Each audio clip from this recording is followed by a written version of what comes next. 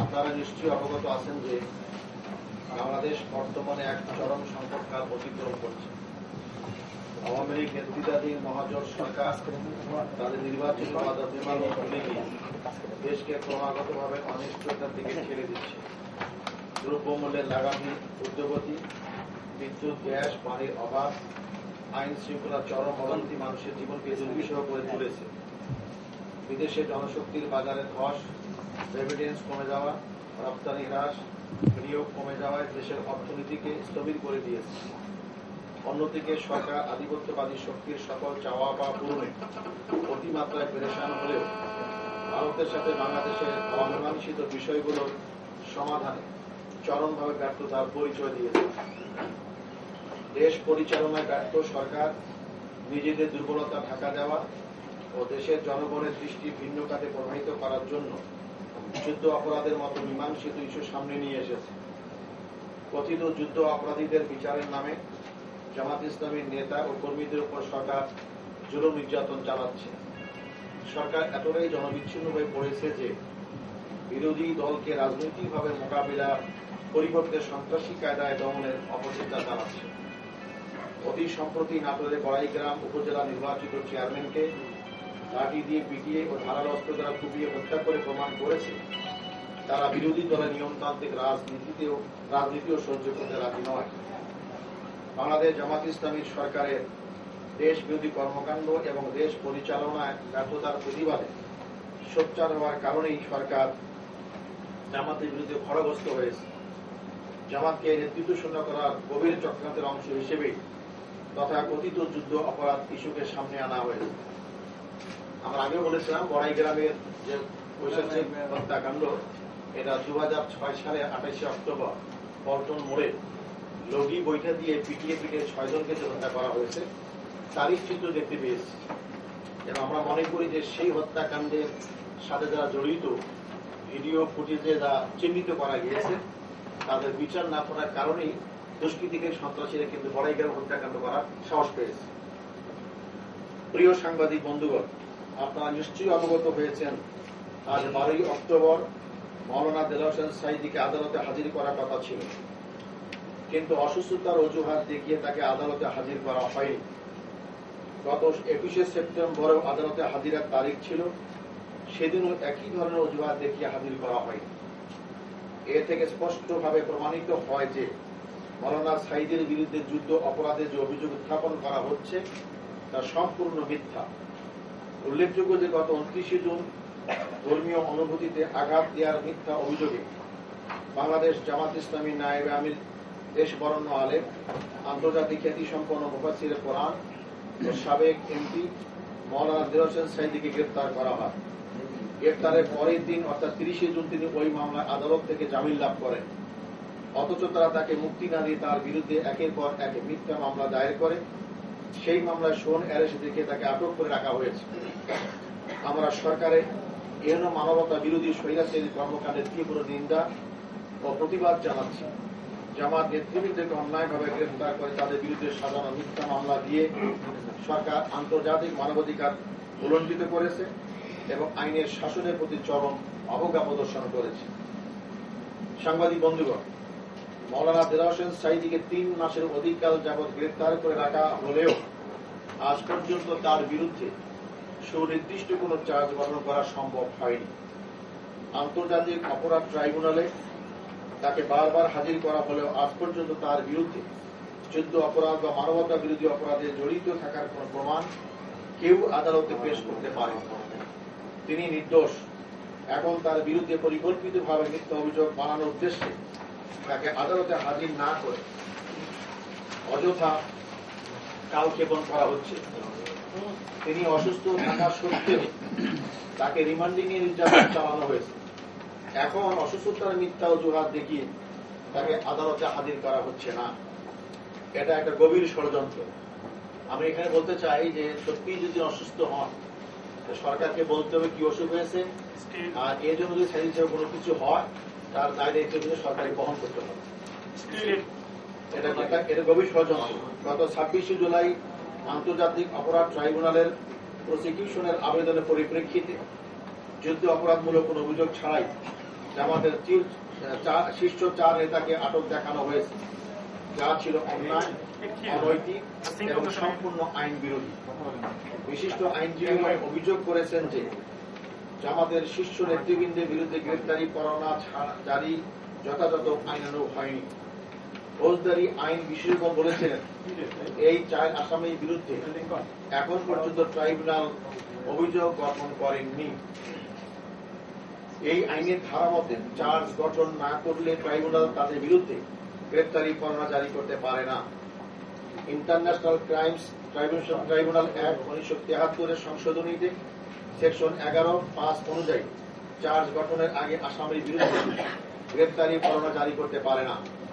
এ থেকে বোঝা যাচ্ছে রাজনৈতিকভাবে হয়রানি এবং উদ্দেশ্যমূলকভাবে তাদের আটক রাখার জন্যই তাদেরকে গ্রেফতার দেখানো হয়েছে। কাজেই জামাতের শীর্ষ নেতৃবৃন্দকে আটক করে রাখার কোনো যুক্তি নেই।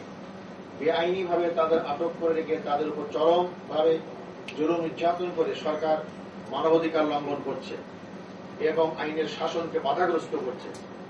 আইনের প্রতি শ্রদ্ধা প্রদর্শন করে মৌলানা মতিউর রহমান নিজামী, মাওলানা দেলাওয়ার হোসেন সাঈদী, জনাব আলী হাসান মোহাম্মদ মুজাহিদ, জনাব মোহাম্মদ কামারুজ্জামান, জনাব আব্দুল কাদের মোল্লা ও মৌলানা নজরুল ইসলাম খানকে অবিলম্বে মুক্তি প্রদান করার জন্য আমি সরকারের নিকট জোর দাবি জানাচ্ছি। জামাত নেতাদেরকে দীর্ঘদিন বিনা বিচারে আটক রাখা আন্তর্জাতিক সার্বজনীন মানবাধিকারের পরিপন্থী। গত 29 জুন মৌলানা সাঈদীকে গ্রেপ্তার করার পর থেকে এই পর্যন্ত তার বিরুদ্ধে 13টি মিথ্যা মামলা দায়ের করা হয়েছে। দিন যত যাচ্ছে মামলার সংখ্যাও তত বাড়ছে। তাকে মোট 8 বার রিমান্ডে নেওয়া হয়েছে।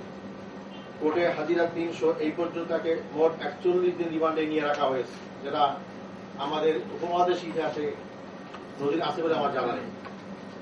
মাওলানা দেলাওয়ার হোসেন সাঈদী 1996 সাল থেকে 2006 সাল পর্যন্ত মোট 10 বছর নির্বাচিত জাতীয় সংসদ সদস্য হিসাবে তার নির্বাচনী এলাকা পিরোজপুর 1 আসনের জনগণের প্রতিনিধিত্ব করেছেন এবং এলাকার উন্নয়নে ও জনগণের কল্যাণে বলিষ্ঠ ভূমিকা পালন করেছেন।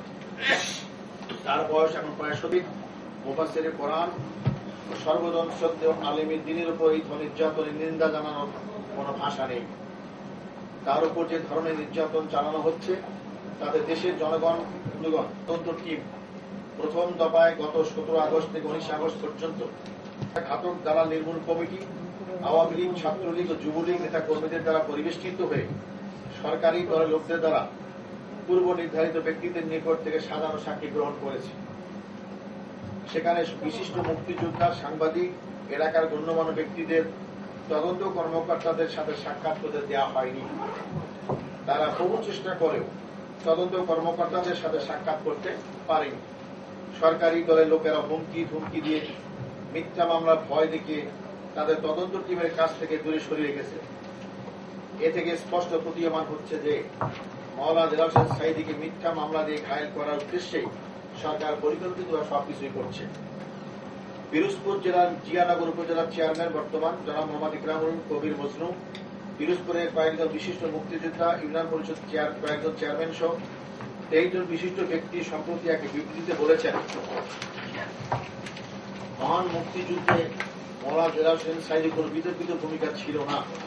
তিনি রাজাকার, আল-বদর, আল-শাম শান্তি কমিটির সদস্য ছিলেন না এবং যুদ্ধ অপরাধী বা মানবতাবিরোধী কোনো কাজের সাথে জড়িত ছিলেন না। তিনি মুক্তিযুদ্ধের সময় সামান্যতম বিতর্কিত ভূমিকা পালন করেননি। মুক্তিযুদ্ধ সম্পর্কিত সরকারি দলিলপত্র এর প্রমাণ আছে। তত্ত্বাবধায়ক সরকারের আমলে অর্থাৎ 2007-2009 ফখরুদ্দিন এবং মাইনুদ্দিন, যে মাইনুদ্দিন সাহেবই যুদ্ধাপরাধী ট্রাইব্যুনাল গঠনের কথা প্রথম উল্লেখ করেন এবং তিনি এই ব্যাপারে সোচ্চার ছিলেন, তার আমলেই পিরোজপুর জেলা পরিষদ কর্তৃক প্রকাশিত পিরোজপুরের ইতিহাস গ্রন্থের 213 পৃষ্ঠায় প্রকাশিত স্বাধীনতা বিরোধী রাজাকার তালিকাতেও তার নাম নেই। ওই গ্রন্থের 13 অধ্যায় 425 পৃষ্ঠায় পিরোজপুরের কৃতি সন্তানদের নামের তালিকায় মাওলানা সাঈদীর জীবনালোককে প্রকাশ করা হয়েছে। রাজাকার, আল-শাম শান্তি কমিটির তালিকায় তার নেম এই পিরোজপুরের জেলা ইতিহাস প্রকাশ করা হয়েছে সরকারিভাবে। এখানে আপনারা পড়ে দেখতে পারেন, যেখানে তার এই কথা বলা হয়নি। আর চেয়ারম্যান মুক্তিযোদ্ধা দিয়েছেন তথ্য ছেলে আমাদের কাছে সবাই তাদের স্বাক্ষর সহ যারা পত্রিকা দিয়েছেন তাদের সবার নাম বলা আছে।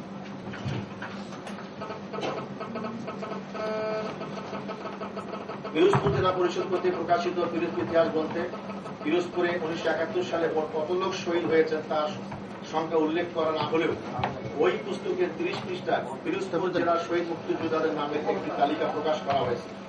ওই তালিকায় লেখা হয়েছে পিরোজপুর সদর উপজেলায় 14 জন, নেসারাবাদ উপজেলায় 7 জন, নাজিরপুর উপজেলায় 5 জন, ভান্ডারী উপজেলায় 3 জন, কাউখালী উপজেলায় 18 জন, মহাটবাড়ি উপজেলায় 14 জন মুক্তিযোদ্ধা শহীদ হয়েছেন। অথচ তথাকথিত আন্তর্জাতিক মানবতা বিরোধী অপরাধ ট্রাইব্যুনালের তদন্ত টিমের প্রধান তদন্ত কর্মকর্তা গত 18 এই শহীদের তালিকা আছে, এই সব এখানে বলা আছে, কাদের কাদের নাম এখানে বলা আছে। যে জেলা পরিষদের সরকারি জমি করা এদের করা হয়েছে, এখানে তাদের অন্য কোথাও নাম হয়। এখানে তদন্ত কমিটি বলছেন যে 30,000, 29,000। আমি আপনাদের মাধ্যমে আজকেও বলতে চাই যে মেহরবানি করে তাদের এই তালিকার নামটা প্রকাশ করুন। তারা যদি সত্যি এই হত্যাকাণ্ডের বিচার তারা নিরপেক্ষ করতে চান, যেহেতু তারা মিডিয়ার সামনে তারা জামাত নেতার চরিত্রকে হরণ করার উদ্দেশ্যে তারা মিথ্যা তথ্য পরিবেশন করেছেন, এই জন্য তদন্ত কর্মকর্তার দায়িত্ব হচ্ছে এই 29 বা 30,000 শহীদ যারা হয়েছেন তাদের তালিকা জনসংখ্যাকে প্রকাশ করা।